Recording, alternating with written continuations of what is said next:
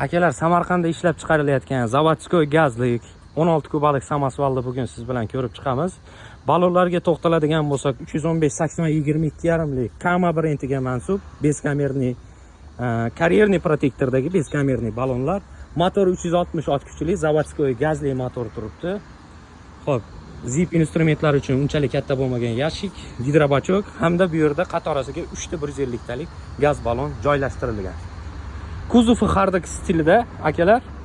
Hop, kuzovi o'zi ham hamda texnikani o'zi ham, ya'ni mana shu KAMAZ O'zbekistonda Samarqandda Uzavto treyler zavodida ishlab chiqariladi. Yon qismida ham 2 ta dona 150 talik gaz baloni mavjud. Ya'ni o'shanda общий 150 kuba gaz ketadi. Ushbu texnikaga yuk bilan 250-300 km masofa bosib o'ta oladi, xudo xolasa. Mana oldi tomondan ko'rinishi. Солнце защитный козировка ham bor. Endi siz bilan salon qismini ko'rib chiqamiz. Salon qismida chiqaverishingizda огнетушитель обязательный bor. Bismillah. Xo'p, narigi KAMAZga qaraganda bu ancha prostoyroq.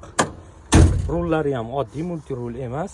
Gorniy oyog'ini tegida ko'rishingiz mumkin. Ancha-muncha qulaylik tariqasida qilingan. Oynalari ham mesrobga. Knopkalari ham uncha ko'p emas.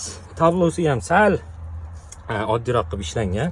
Ya'ni elektriskiy spidometri bor, taxometri bor, moyi datchiki bor, tokki datchiki bor, suviki bor hamda qoldiq ostatga gazni ko'rsatib turadigan datchiki bor ekan. Bu esa havoniki. Rushnoyi joyi o'zgargan. Oldingi KAMAZlardan korobkasi esa 8 talik ZF korobkasi turibdi akalar. Xo'p, bu ya'ni bu ключателni bosib qo'yib, buni bosadigan bo'lsangiz agar kuzovi ko'tariladi ushbu texnikani. Haydovchidan tashqari 2 ta yo'lovchi uchun joy bor. Komfortli sideniya qilingan. Bir kishi uchun spalni mavjud. Tepada 2 ta dona fonar osvesheniyasi bor, lyuki bor va albatta magnitolasi bor ekan. Fleshga hamda radio orqali eshitsangiz bo'ladi.